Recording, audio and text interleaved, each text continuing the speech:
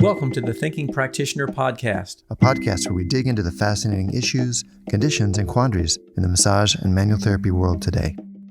I'm Whitney Lowe. And I'm Tel Luca. Welcome to the Thinking Practitioner.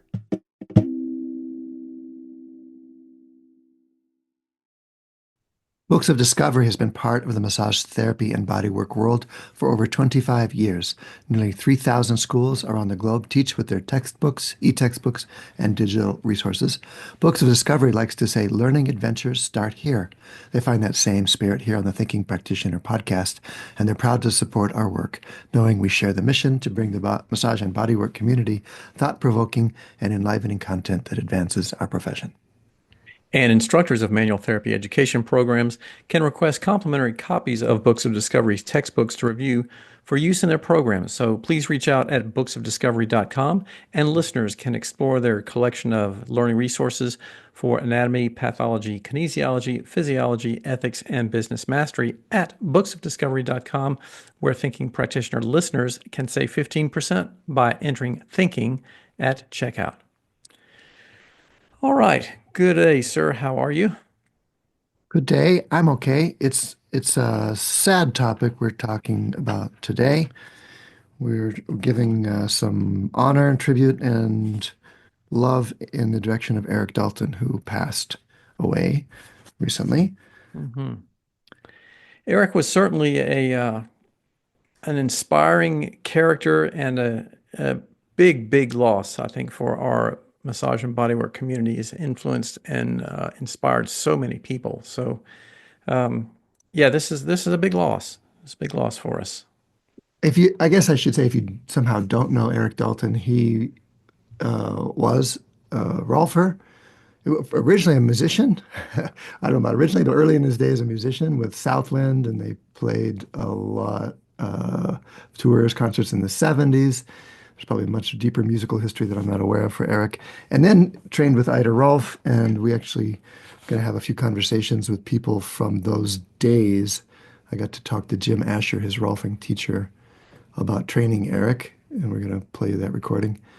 So Erik trained as a Rolfer and then went on to start the Freedom from Pain Institute, which taught continuing education courses. And arguably, I don't know what you think, Whitney, I think it's probably the biggest or broadest reach of the people in this field, in our manual therapy and massage field, specific niche here. I think Erik was probably the biggest. I think that's true. And you'll see in the interview with Eric Brown, he mentions that Erik Dalton had a very keen awareness of both innovation but also marketing, and I think he was a master of those things for sure. So knew how to do that. Probably also strongly influenced by his music days of promotions and all that kind of stuff that has to go along with that. So yes, yeah. And you will. I don't want to say a lot more. We'll let our guests speak for themselves. But just from my side, I'm going to echo a lot of what you're going to hear in the tributes. He was always very supportive of what I was up to, and I remember running into him at an AMTA conference, first time I'd met him in person, and said, "Erik, I'm so glad to meet you, but I got to say, I read your stuff and I don't even know why I try to do mine, because you're always a few steps ahead and there's always prettier and longer and deeper and all that kind of stuff." And I saw him blush. He could be really self-deprecating and really humble, but he actually took that in, I think. Yeah. And shifted right then and there. Yeah. And I think I mentioned this in one of the other discussions with some of the guests too. He was just both incredibly generous, but also, really trying to help everybody else push the envelope forward. I mean, I routinely got messages from him about the articles that I was posting and writing about and everything. And I'd say, "Oh, that's a good one there." And then we would question things and we'd banter back and forth about stuff. And so, I really appreciated the ability and the desire that he had to ask questions deeply and inquire about things, but he also just, he gave a lot of kudos to other people doing really good things too. He really did. Voracious learner. When I was experimenting way before online courses, I was experimenting with telecourse courses where I would have teachers come and teach a course on the telephone. Mm-hmm. And I didn't know this, but Erik, I guess, ordered the recordings of the course and listened to him while he was on his treadmill, he said, and then called me up and wanted to laugh about some of the interruptions. Somebody called in on the wrong conference call and was trying to figure out what we were talking about. Erik thought that was hilarious. And he was just, again, a voracious learner and very engaged with everybody's material. Right. Great. Yeah. All Okay. right. Let's hear from our guests. Yeah, let's do. Yeah. Hi, I'm Tom Myers. I am the author of Anatomy Trains, and I am Erik Dalton's little brother. Erik We, Dalton's little brother. How many little brothers does he have? I thought that's who I was.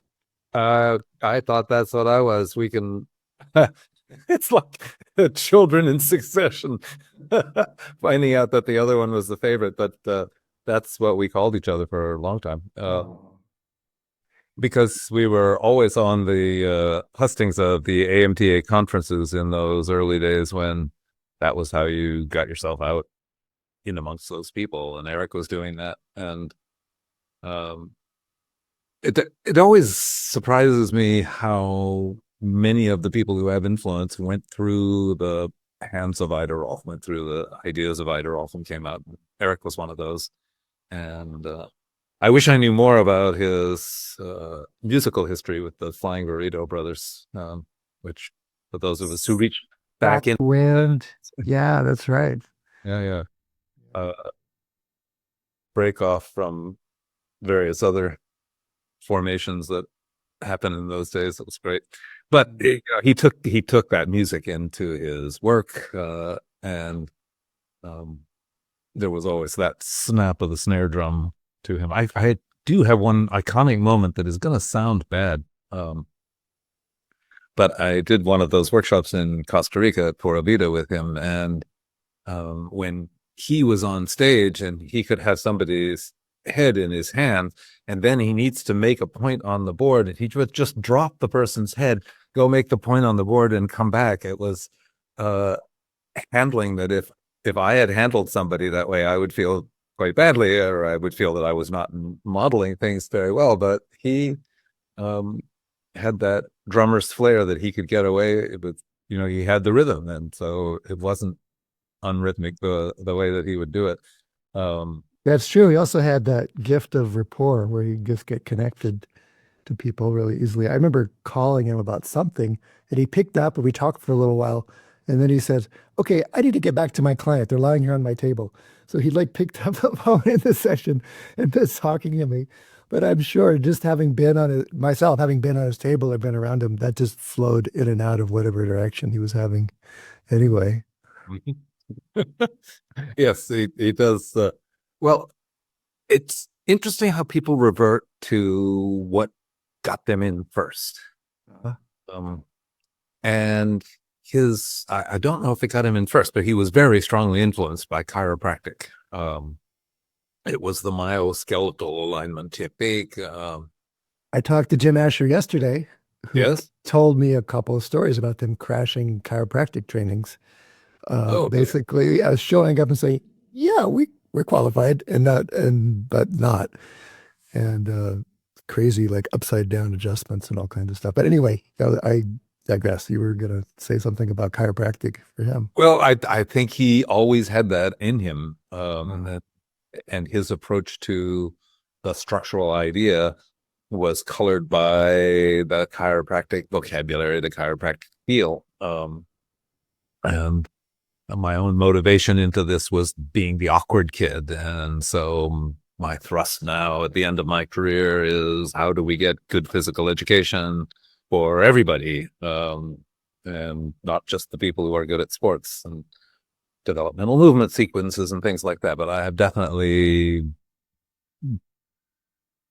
I'm interested in all kinds of things, but that's been okay. That's been the driving.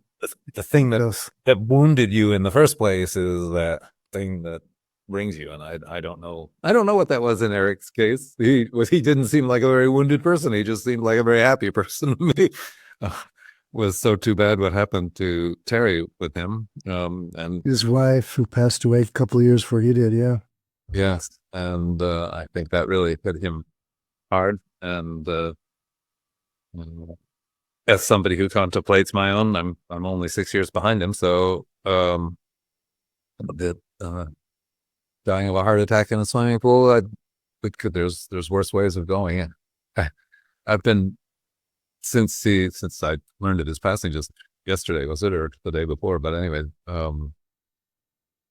been thinking about it, and we all think we're going to die of a malingering disease. Yes, where we get to lie in the bed and have our scenes of forgiveness and swearing on dying love and all of that kind of thing. But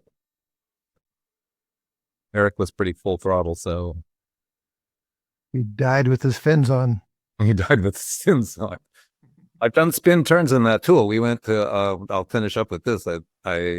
When I had done another workshop with Ben Benjamin down in Costa Rica, I went afterwards to his place where he has that pool in Puriscal, San something to Pariscal in about 3,000 feet up in Costa Rica, which is very pleasant. The temperature is perfect. The soil, you just drop anything in it and it grows. And they very much wanted my then wife and me to come down and be part of that community, which we never did.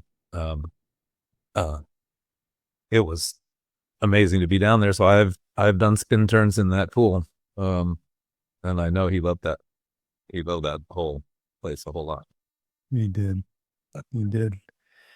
Well, and he loved a bunch of his little brothers, I guess. It was like, actually, the other person I talked to was Art Riggs, and he used the same term. He used the same term. Well, he brought a lot of us along, and he was very, uncompetitive and generous in that way. Thank you for doing this to remember him. I am so happy to send him on his way with a very full heart and best wishes for his next life. Yeah. So I'm glad you were able to take the time. Yeah. Thank you, Tom. Thank you, Till. Take care. Bye, Erik. Bye, Erik. Yes, Whitney, I'm James Waslaski. I'm an author and international lecturer. I teach about 45 seminars a year across the globe. I get the opportunity to teach PT, chiro, athletic training, osteopath. My favorite is the massage world. And I'm also a certified personal trainer with the National Academy of Sports Medicine. Wonderful. Well, thanks so much for participating in this with us today, James. And I know you and Erik were really quite close, and I would just want to, we're trying to just, get some insights into some of the different aspects about him. So can you tell me a little bit about what your senses of what really exemplifies the unique value and things that he brought to our profession? Well, when I met Erik in 1998 at the New England Regional Conference, he was a Rolfer. It was his first conference ever. And immediately when we met, we connected from an energetic, we just connected. We felt like we'd been friends forever, never met. And what Erik brought to the table for me, after we met, we ended up co-teaching in Costa Rica 3 times and co-teaching on the cruise ships. And what Erik said to me goes, when you're together that many times, dinners, lunches, breakfasts, camaraderie, friendships, we built a really deep bond. But Erik, for me, if I could put my name on one mentor, and I mentioned a lot of people in my seminars, but Erik took me under his wing as far as writing. He would review all my articles, referencing, giving credit to other publishers, other speakers. He was really a team player, and yet he was a pioneer and a leader in so much of the evolution of manual therapy. So I had the honor and the privilege to spend, 27 years with a man that truly was an icon to our profession, truly respects all of us, and he was really such a team player. What an honor and a privilege to meet that man. Yeah, absolutely, indeed. I know you all share a lot of discussions and talk back and forth about, technique approaches and things like that. Can you share a little bit about how you felt what he did or the things that he shared with you? Like, how did that impact you personally and shape some of your perspective in the work that you do? Well, Whitney, just like you influenced me on assessment, clinical reasoning, and special tests, Erik really, I knew very little about spinal biomechanics. I didn't know about joint function, articular ligament function.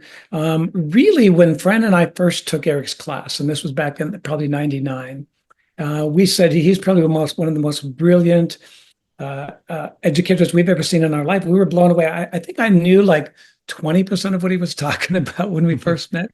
And then I ended up, teaching many, many, many years and spending many years with him.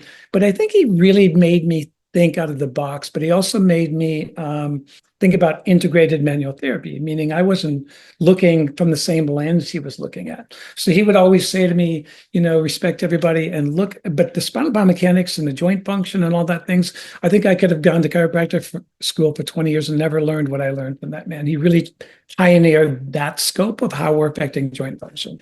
Yeah, absolutely. And I know you two had a relationship outside of the professional work that you did too. I know you talk a lot about the fact that he was in touch with you frequently and sharing a lot of other things outside of his professional life. So, what are some of the things that you feel like helped shape you, or were really important things about that other relationship and the time that you spent with him?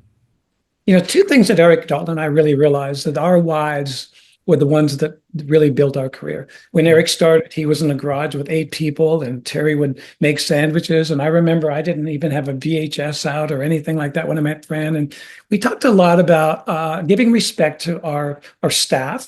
We talked a lot about, if it wasn't for our wives, we would have never, ever ended up where we were in this profession. And I think the most touching thing with Erik is we met. Every conference every year since I met him in 98, we would spend time together either in his room talking or talking on the beach, or we would spend time, at dinner, and we would talk about life experience, life goals. And one of the things that I really touches my heart is when I went through a difficult time with cancer, throat cancer I had, and then I had a hip replacement. Erik would be the one every third day I would get a text. He would go, "Jim, praying for you. Hope you're doing okay. Love you, buddy. I'm here for you if you need me." And Erik was always that person who would really check up on me. So I would say I felt like he was a brother, a best friend, a mentor, a colleague. I don't think I've ever felt that close to anybody in my entire life. And it's going to be really hard to know that he's gone, but it's also going to be touching to know that he probably ended his life at the end doing what he loved, drumming and doing education. He just finished the Costa Rica retreat. He was walking his dog, he was swimming. And if ever there was a person that's influenced my life, my career, my ethics, my values, my integrity, and my humility, that man is a true legend. And his word, his thoughts, and his memories will carry on forever. Yeah, I mean, of people that you can say that really lived life to the fullest and really took it for all it was there for, he certainly did exemplify that. And his generosity in sharing those things and sharing different things that he was exploring, learning, and doing things, that's just, you don't see that a lot. And any other thoughts and things that you'd like to leave us with in thinking about that? him? I want to say that I feel a great honor. The profession will forever grow. I think if anybody changed the future of manual medicine and launched manual therapy to a world that maybe some of us did never imagine, it was Erik. And I know that all of us as friends and mentors and colleagues will carry on his legend and his messages. But I want to say I really hope he rests in peace. And I know that he lived a full life, and I will always look up to him and carry all of those memories in my heart. God bless Erik. Yeah. Wonderful. James, well, thank you so much for your thoughts and for sharing those insights into him. He was certainly a person that touched so many people in our field. And thanks for sharing some of those personal feelings and things about him as well here today. Thanks for the opportunity, Whitney. You have a great day. Okay. Thank you. Hello, everyone. My name is Diane Matkowski, a.k.a. the Massage Mentor. I'm the owner of Freedom Massage in the Philadelphia area. And I actually also got to be the social media expert for Erik Dalton when he took trips to Costa Rica, Ireland, and at his Oklahoma City events. You sure did. You spent some time with him, and I'm glad you could take the time to tell us a little story or something about him. Thanks, Diane. What would you want to remember him with? What do you want to share with us? Oh God, I was really lucky because I got to go for a lot of walks. For every event at like 5:36 in the morning, I would get a text from him and say, "Let's go, kid. We're going for our walk." And our walks became kind of infamous. It was almost a little embarrassing. Sometimes there was people taking pictures of us on our walks, and we talked about everything. He was a very deep man. He had a lot of insight on a lot of things, and he had a lot of experiences, which I'll always hold dear to my heart. I think, though, one of the stories that I always wanted him to tell, and maybe he's told it, and maybe I'll tell it different, And if it's not 100% as he told it, forgive me, Eric, I think he would. But I remember one of our first walks, I knew that he was in the Flying Burrito Brothers, but I didn't realize that that band opened for Grateful Dead, Jimi Hendrix, Janis Joplin. He knew, he got around. I had no idea. And so we were talking, and he said, we were talking about the beginning of his bodywork days. And he was with the band in the back of a checkered limousine. They decided to get a checkered limousine because they were doing some big music festival. So they decided to go all out. So there's Erik and the Flying Burrito Brothers in this checkered limousine, hanging out. And they pull up to the venue, and there's this crazy lady with long hair singing one of the Flying Burrito Brothers songs at the top of her lungs, dancing around. And Erik was, what the hell is that? And when he got out of the limousine, to his surprise and everyone else's, it was Janis Joplin. Rocking out on his song. Rocking out on his song. And the cool part of the story isn't just that, but it was that he and Janis Joplin's drummer got talking, because Erik was the drummer. And he was telling him about this amazing lady named Ida Roth, who was helping him with, some muscle aches. And he's like, this lady has me drumming better than I've ever drummed before. And Erik, being Erik, was fascinated by that. And so he said, I got to find this Ida Roth lady, and then really the rest is kind of history. Yeah. Yeah, we got to talk to Jim Asher, who was his teacher at the Rolf Institute, and hung out with him. They did some fun stuff for a while. That's great to see that, to get the snapshot of that moment of his transition from that world into the bodywork world. And yeah, he had all kinds of stories and knew all kinds of people. I remember he came and said, hey, would you write a chapter for my dynamic body book? I said, sure, I want to write it about John Wayne and Marilyn Monroe and how they walk different.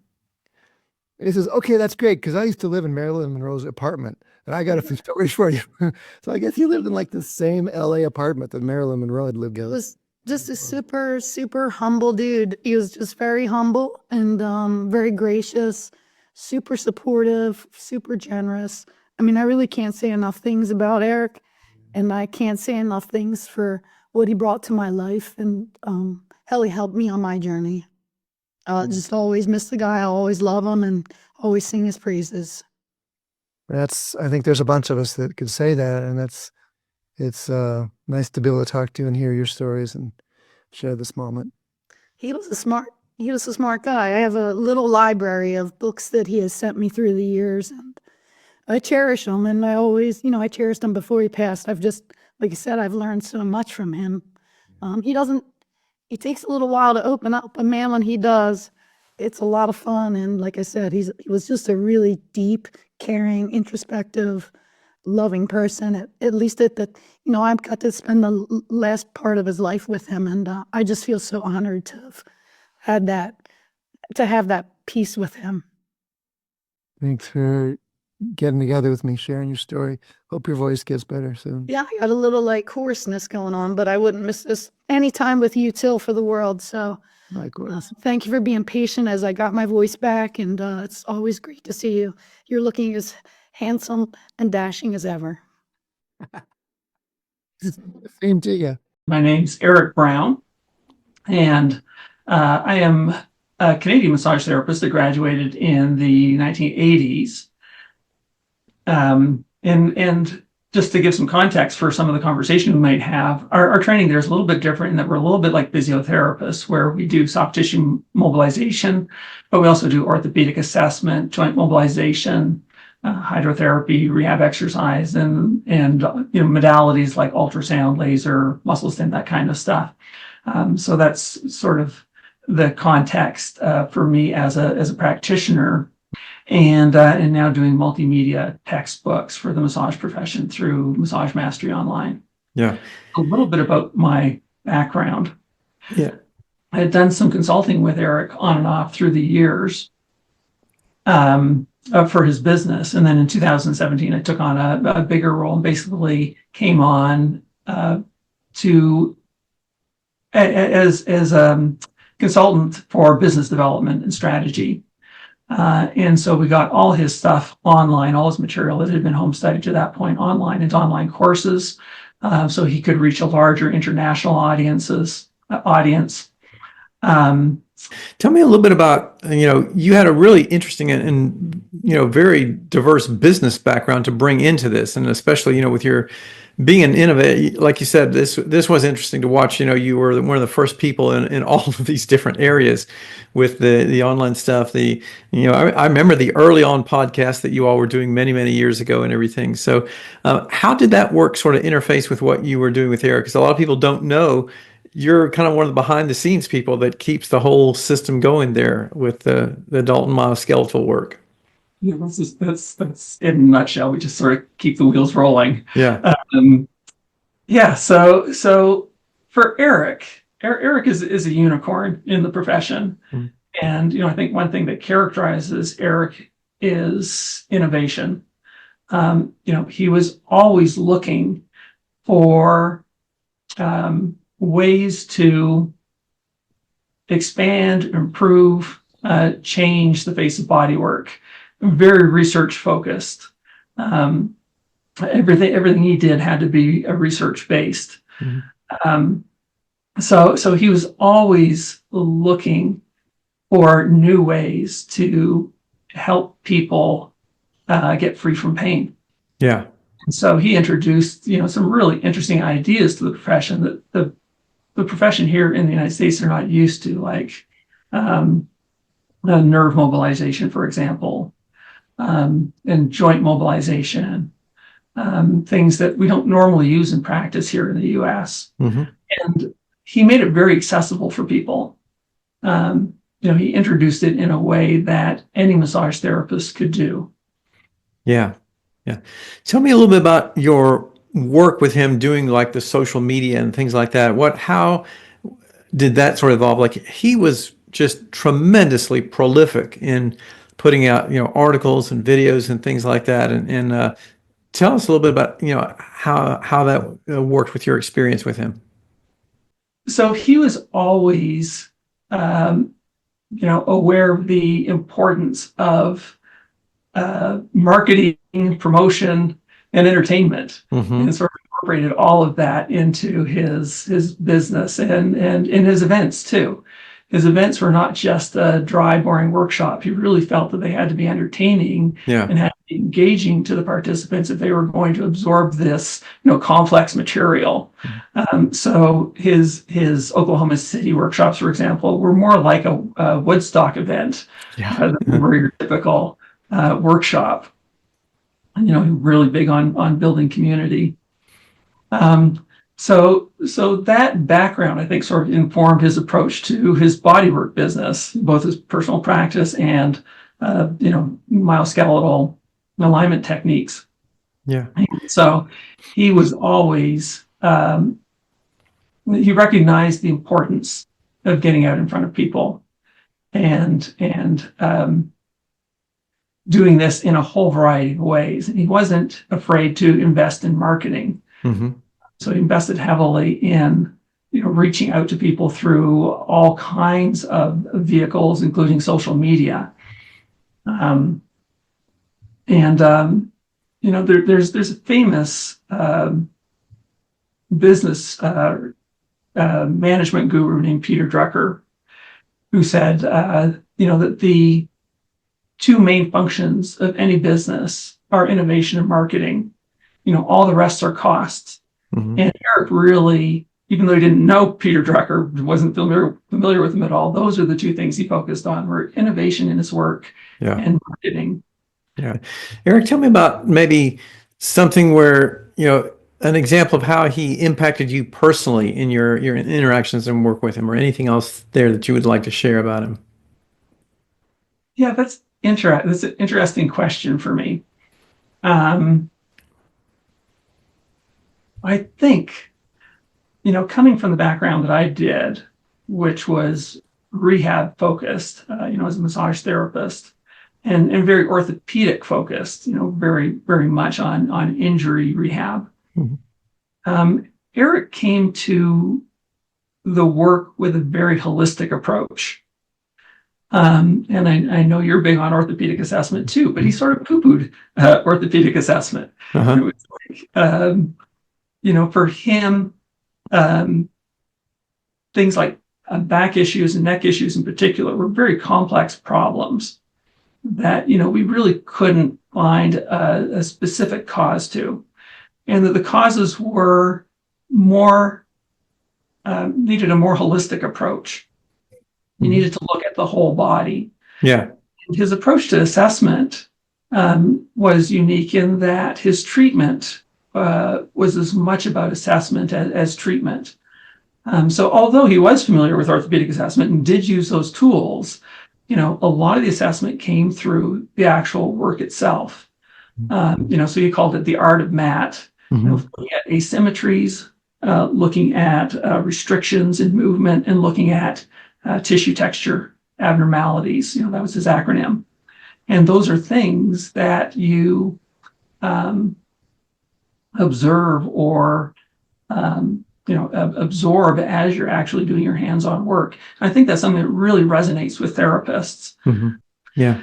So I think that approach, that sort of holistic approach, is very different than the way I was trained, and it makes it unique and makes it very accessible for massage therapists. Yeah, wonderful. Well, Erik, thanks so much for taking a few moments to share some thoughts and reflections on his tremendously impactful life work. Anything else that you would want to just leave with everyone on thoughts about Erik and his impact on the world before we wrap up? I'll just mention one thing, which others may have addressed too, that you've interviewed, and he's always referred to his work as brain-based body work. And for Erik, again, another unique thing about him that made him a unicorn in sort of this profession is that it wasn't about the muscles. He always called the muscles as being dumb. The muscles are dumb. For him, it was all about how the nervous system controlled the structure and how the nervous system processed and interpreted pain. So that brain-based approach to body work, I think, is another unique aspect of Erik's work, and I'm not sure that it gets enough attention. Yeah, absolutely. Well, Erik, thank you so much for taking some time to reflect on some of those things and sharing your thoughts and perceptions on Erik's tremendously impactful work. And we all certainly feel this is going to be a big loss for our profession, and hopefully we can keep a lot of that spirit alive and keep it going everywhere. So thank you very much for having me, and I'm thankful that you're taking this time to celebrate Erik's life and legacy. Thank you very much. All right, good. Thanks, Erik. This is Jim Asher, and I'd studied Rolfing with Ida Rolf and started teaching for her. And I know Erik because he wanted to be a Rolfer, so he took one of the levels with me. I think it was a level 3 or level 2, and then Jane and I had a spare apartment in our house, so he wound up staying in our apartment for 6 weeks or 7 weeks. So we got to know each other. And then he was a student in your class. Erik was a student, and right. He was studied Rolfing first, then he got interested in the biomechanics, and we both took a class with Erik with Philip Greenman. So he called up Michigan State and found out their courses, and he went through all 5 courses with Philip Greenman at Michigan State. Yeah, and Erik here, he was so lovable that he started here. I didn't talk to Dr. Greenman much. I was afraid, I don't know. So, but Erik went up and said, "Hey, this is great stuff, Dr. Greenman. I love it. I'm so glad you're teaching this." Erik, he's just very effusive with. That's right. So he and Greenman hit it off, and Greenman thought they were best buddies. So every once in a while, he kept taking the Greenman classes and have lunch with him, and tell him how great it was. Yeah, and deep into that. Yep.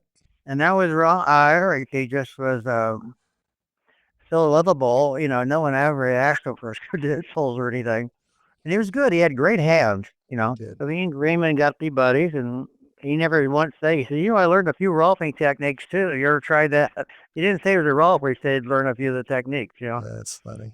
So that was it. He said agreement. He said, "Oh, that's it. Sounds like I've heard good stuff about it." And they chat about something else. I remember there was another class that was in Tucson, and I flew down for it. And he had a really good book and so forth. But Erik was down there, and and I took one of his classes. He did a class for his stuff. He put together his own ideas in a class. Yeah. And I took one of them. It was a large class up here in Denver, and he did a great job. I was like, wow, You took one of Erik's classes in Denver and yeah, didn't realize that. That's great. yeah, and I liked it. I was like, okay, this is good stuff, And by that time, I think he had 2 levels. I can't remember, to be honest. And so we kept up occasionally. I went out there maybe one more time, and then, by that time, Erik, at some point, he was like a rock star. Everybody loved him, and so it's hard to spend much time with him without like a bunch of people surrounding him. So, but we kept up on the phone a little bit, and then, like I said, met his wife. When I first met him, he was dating 2 girls. I mean, not when I first met him. He's taking a class, and he said, well, he described 2 of them. One of them would cut hair. The other one had a master's in business, and he described them both, and I liked them both. And I said, well, this other girl's for you. I said, he said, why do you say that? I said, well, she runs a radio station. She has a master's degree. And I said, nothing against people who cut hair, but, that girl sounds to me, she sounds boring. She's pretty, but boring. I said, you won't stay with her. You don't like boring people. I said, you might like her because she's pretty, but after 2 dates, you'll drop her. And he did. He started dating the other girl that had the master's degree and ran a radio station or a TV station. Then they moved in together, and she already had a kid, and that was fine with him. And then they just stayed together. And he could, he picked up stuff extremely fast. Yeah. And, Erik had that Southern accent, that good old boy. He'd talk, but the inside was this really smart guy. He was very brainy. Super smart. He just didn't talk brainy talk. You know what I mean? And he wasn't a braggart. He just would say, hey, let me try that on your A. I think I could help you with that. I remember a story you told me about the 2 of you. Maybe it's one of those same trainings, but basically crashing the party and learning a inverted chiropractic technique. And Erik was your partner. Yeah. Erik was your partner. And then after the class, he told you about his neck history. Yeah, that's right. I forgot about that. We were doing this. It was a kind of a radical adjustment. You had one hand under the chin. You were supposed to have a narrow table. It was supposed to be a slight slant upward. I don't know, maybe 30 degrees or something. And you had one hand. You had one hand under the occiput, the other hand under the fist. Then your whole body lurched forward. It wasn't like you just did with your arms. Your whole body would lurch upward. And so you would pull the whole person, their whole body would slide on the table. But they were designed to adjust the neck. And I tried it a couple of times. My clients didn't like it because I wasn't good at it. And so I was like, man, I was afraid to do it. I was afraid to do it wrong or something. Yeah. So I called Erik. I said, I'm struggling with this. He said, oh man, my clients are loving it. Because he got it down real quick and he did it right. And, after a year or 2, he moved on to some other technique. I don't know, effervescent, I don't know the right word, but, He was. that was Erik. He was always learning new stuff. And, but he was really a smart guy. He kind of talked like a country boy sometimes, a good old boy, but inside is a super smart person. I mean, he just didn't try to bowl you over with his intellect, or his vocabulary or anything, That's right. And he eats the hands of a genius. He had excellent hands. I got to be a model a few times, and you have some stories there that probably a lot of us don't know because you've known him so long, and we're right there at the formative parts of his bodywork career. So, thanks for taking the time, Jim, to talk to us about it. Sure. We're gonna miss him. I'm glad we got to capture your memories of him too. Yeah, he was a wonderful man and person. He was friends with everybody. Everybody would think of him as he was your friend. It wasn't like a buddy. Erik was just sort of instantly, he just liked people. He was really a people person. He was. Well, thanks. So yeah, good to hear from you, Teal. Hi, Whitney. I'm Tammy McCue. I'm a senior educator for Erik Dalton. Today, I feel like Tammy has too many tears, McCue. So Yes. I'm going to apologize right off the bat if my Okay. eyes are puffy and swollen. They've been draining since Saturday. Yes. Yeah. I teach classes for Erik Dalton. I teach sold out classes all around the country, primarily in Florida and New York, where are the two states that I go back and forth and live at. Mm-hmm. And I teach at the World Massage Festival. Erik Dalton was inducted in 2008 into the Massage Therapy Hall of Fame. And last year in 2024, I had the great honor to follow in his footsteps, and I was inducted into the Massage Therapy Hall of Fame there. Wonderful. And Tammy, how long have you been teaching with Erik? 2019 is when I was asked to step up and teach for Erik, but I've been a teaching assistant since probably 2016. Okay. Yeah. So quite a while you've been working with him. Can you sort of tell us a story maybe that exemplifies the unique value of what Erik brought to our work? He influenced so many people in so many different ways, and we're just looking for some different perspectives. So from you, what can you tell us, maybe a story or something that really exemplifies his unique contributions? There's so many, but Yeah. what Erik did was he took his psychology degree and his Rolfing degree and his osteopathy degree, and he morphed it into myoskeletal alignment techniques. And when I first started following him, it was probably about over 20 years ago. I remember when I first met my husband, he was my boyfriend. He would say, "Who's that guy on your phone?" I'm like, "It's not a boyfriend, it's Erik Dalton." Yeah. And I was just following Erik because in physical therapy, he was extremely effective. Mm-hmm. So I had doctors that would come to me, and then the doctors would be sending me specifically their clients. So I had a lot of specific requests, even back in physical therapy. So I did get my massage degree, and that's when I started following Erik. In 2014, I went to Costa Rica, and I bought myself right in the front of the room, right in front of the man, the myth, the legend. And first thing I did was I raised my hand as a physical therapist and athletic trainer, and I said, "How is this in the scope of our practice? It's amazing. I Yeah. mean, you've got me hook, line, and sinker, but how is this in the scope of my practice now as a massage therapist?"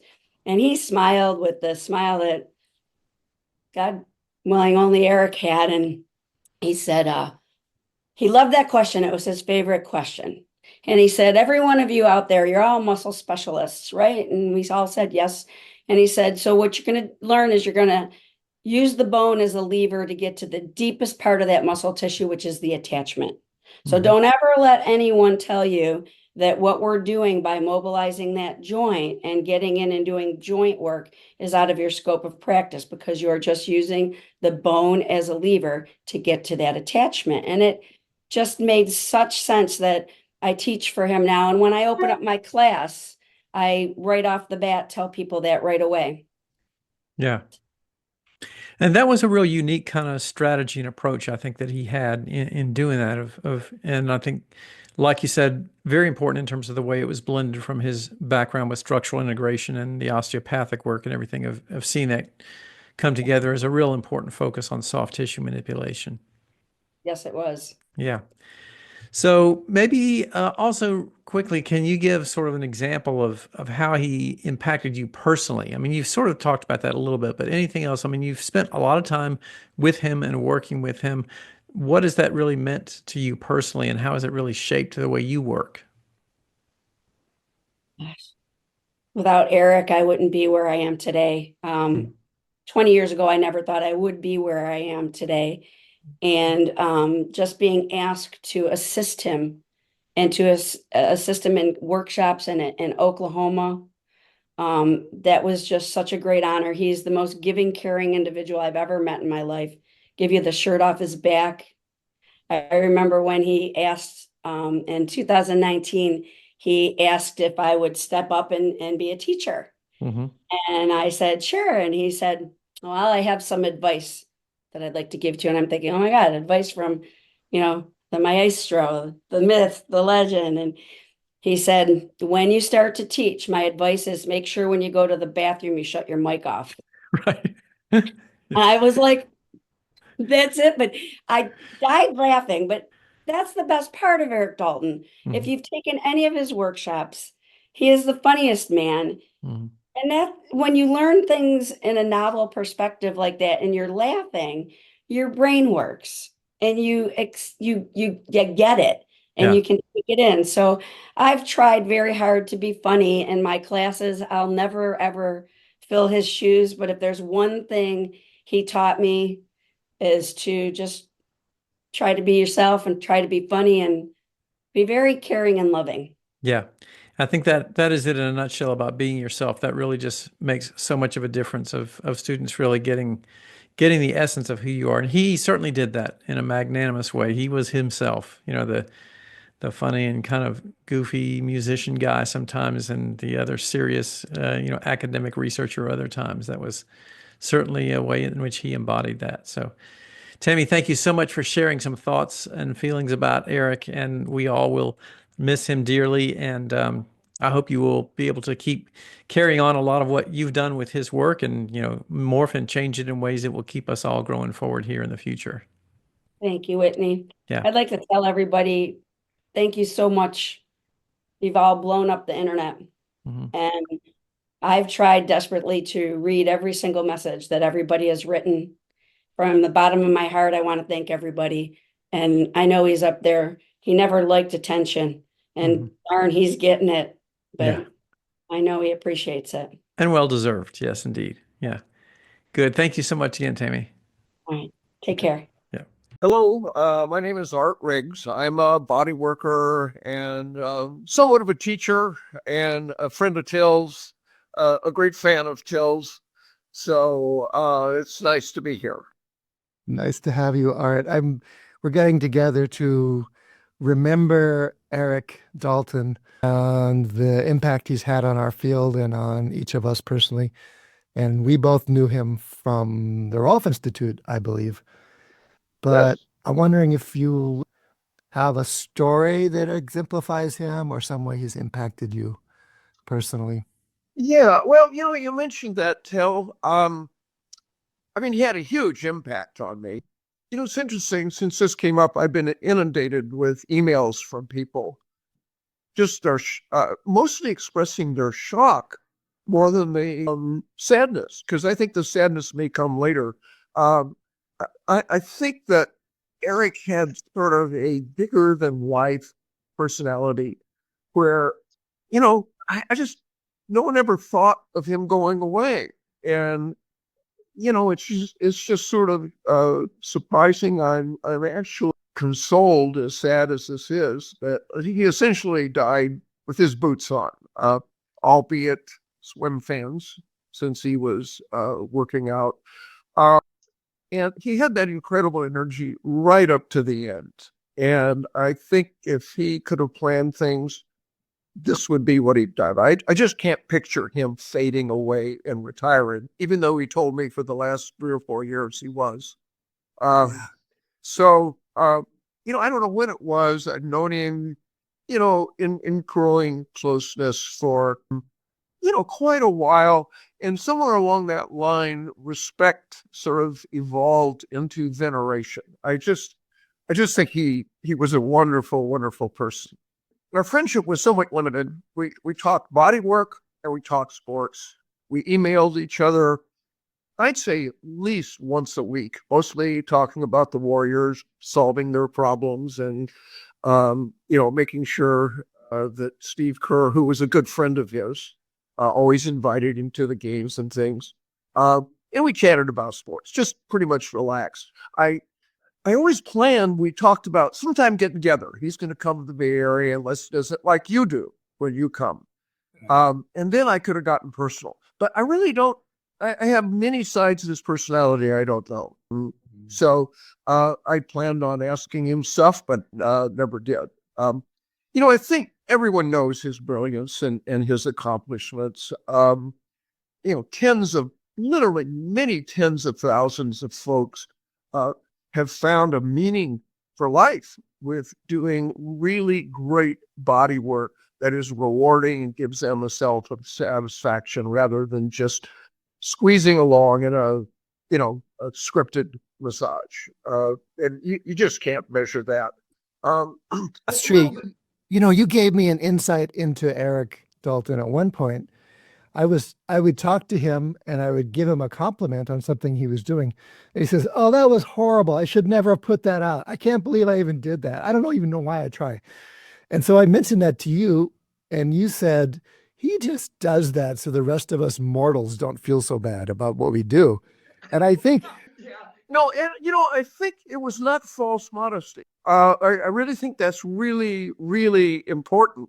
And that quality opened people up to learning and not feeling intimidated by his vast knowledge. He just never showed much ego. And he just generally gave his knowledge to help others. Yeah. I don't think it was for fame. Of course, the money, we all do that. But he was just genuinely interested in helping other people with humility and, humanity. generosity as well. Generosity for sure. A lot of students are just sort of overwhelmed by great teachers, and nothing against those great teachers, but I think Erik almost felt awkward with the adoration that he had, and rather than sort of looking up to Mount Olympus, and you hear students, "Oh, I could never do that." He brought Mount Olympus down to the students, and I think he was conscious about that.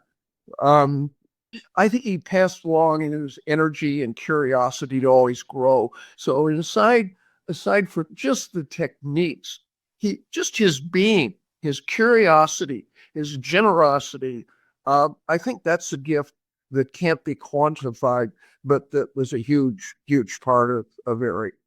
One quick story. Fairly soon after I got to know him, I couldn't believe it. He came up to me at some massage meeting, and I knew who he was, and I wasn't going to go harass him with all the throngs. And he just came up in this warm way and introduced himself like nobody would know who he is, and just said, "I've really enjoyed reading your book and seeing your videos, and I really hope you." He encouraged people.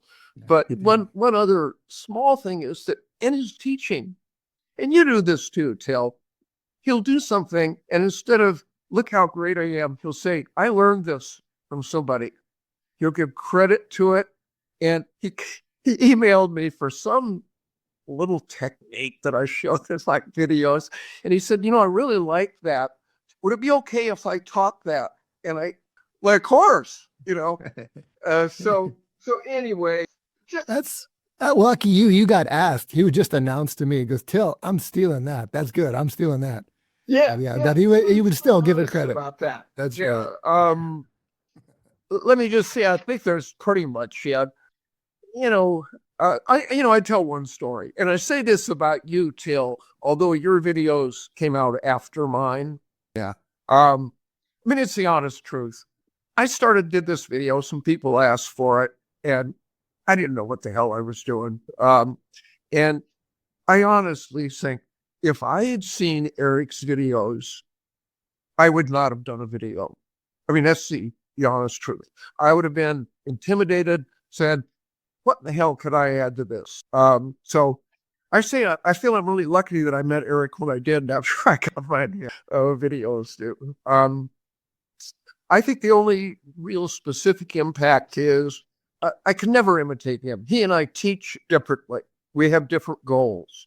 I teach what I do, touch and techniques, so that people can apply that to the more sophisticated techniques that you and Till and Whitney and tons of other people do. But I say the only thing he did is he gave me the confidence to not imitate, but to emulate, not just his teaching style, but who he was. And it was just a great gift. He was all those things you said and more. Art Riggs, thanks for taking the time Hey, thank you. It's great. And thank you again for all your good work. Oh, likewise. I'll look forward to enjoying each other and Erik Dalton's legacy going forward. Okay. Take it easy. Bye. All right. My name is Paul Kelly, and I've been a therapist for about 30 years now. And I met Erik Dalton back in 1999 and started a relationship with him and also a teaching relationship with him as well. So, Paul, I know you were one of the key sort of people that was kind of first on the scene of doing a lot of work with Erik, teaching with him in the videos and on the articles and the workshops and all that kind of stuff. So you really got an inside look at a lot of the things that he was doing in his work. So tell us maybe a little bit about your perception of the unique value of what his work was to our profession and how it has sort of influenced you as well. Yeah, I think when I met Erik, I came from a sports medicine background at University of Tennessee, exercise science, kinesiology background too. And so what brought me to light with him was that he brought into the massage therapy field muscles or levers to the bones. Mm-hmm. And that was his big thing, talking about joints being levers to the muscles and how we could activate the mechanoreceptors and open up joints and relax muscles. And so that whole osteopathic view that he came from Dr. Philip Greenman, he brought that in. And that's what really lightened me up. I was like, this really makes sense for me. This is something that is so applicable to this whole manual therapy industry. And so that's how that all started with me and him. And he really impounded that into the profession. He ingrained it into the profession. He wanted to raise the bar and let people know that there are a lot of things that we're not doing yet that we could be doing. And as you could tell over the years, it's grown and now it's mainstay in our profession. And so, yeah, that was really one of the highlights for me is what opened my light bulb to, this is good. I'm going to stay in this profession. Because at that time, as some people coming from maybe a college setting into the manual therapy fields, we were kind of like, this profession's missing some things, Yeah. And that was kind of what I was trying to bring also with Erik and the videos and everything else was exercise, mm-hmm. that we needed to stabilize people. Stabilization is first. Yeah. And then that creates mobility. And so and now we see that mainstay. So I really think that the complement of him and I together, he just really inspired me to keep doing what I was doing.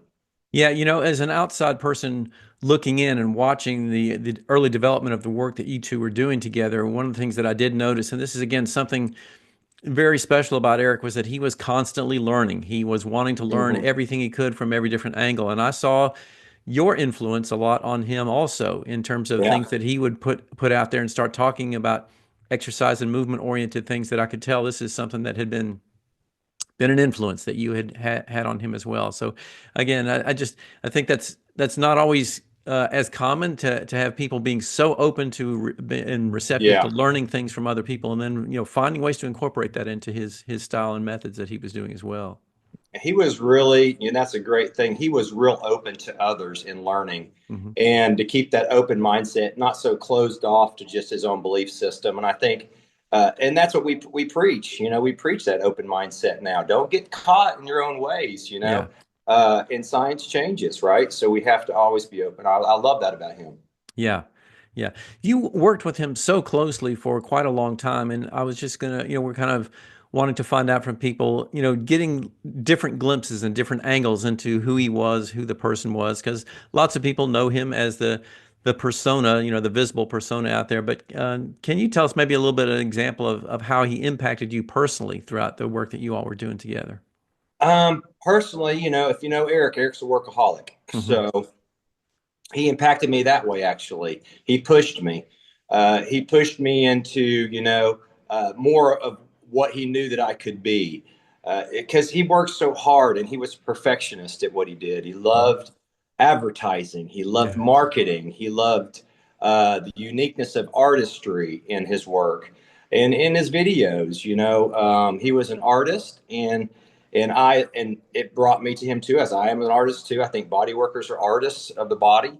And I think the music side of him also was very present in things that he did. So, Yeah.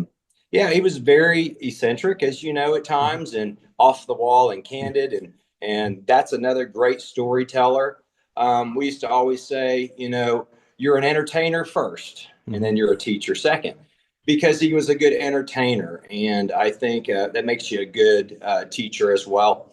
Yeah, there's a lot of things that I took from him that I want to keep doing and pass on to others.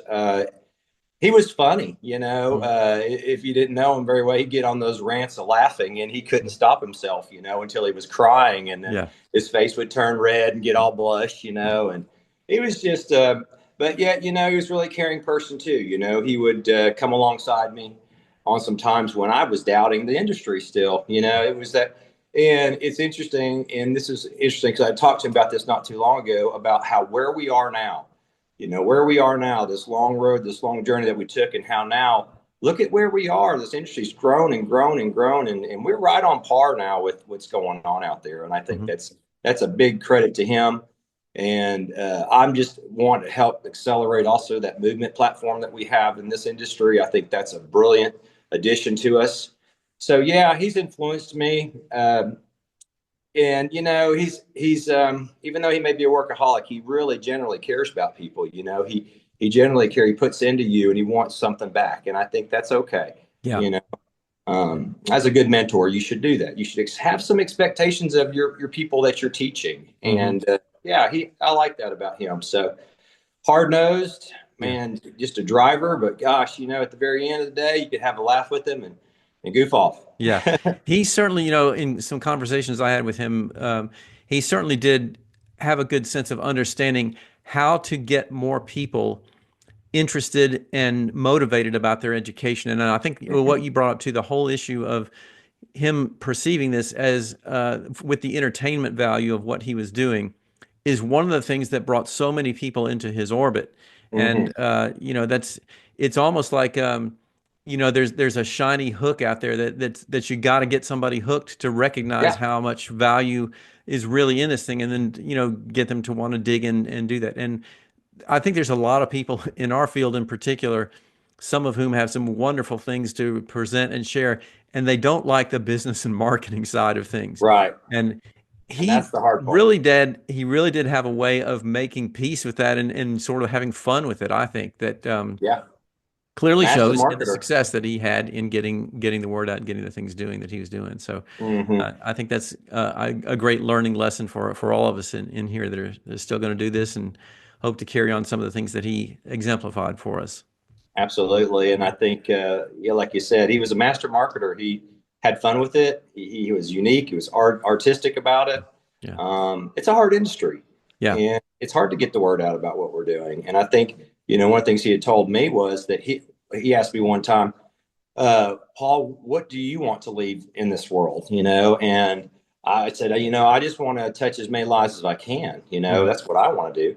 Yeah. And I said, what would you like to leave, Erik? And he goes, I just want people to know about this around the world. Mm-hmm. And that's why that outreach was so important to him. And his Facebook page, he was on there constantly, every second of the day, replying to people, talking to people, and that's what it really takes. Mm-hmm.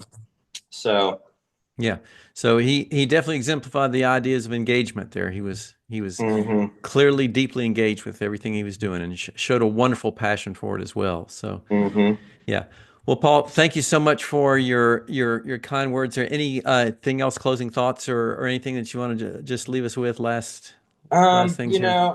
I think one of the big things that Erik had always stressed to me, and he stressed to everybody, is to give credit where credit's due. When you're in this field, we used to always say, we're on the shoulders of all these giants that we've learned from. Yeah. And that was a real important thing for him. And one thing that he did in his videos, he would always quote the research. He would always tell the people who he learned from. And I just think, for, what I do, what you do, just to credit people, to help others know that, hey, we're building blocks. Each one of us is a building block, and we're learning from others. And Erik was, if I could remember anything about him, he was a man of his word on that. He really preached that to other therapists. And so, and we're going to miss him. I'm going to miss him. It's crazy.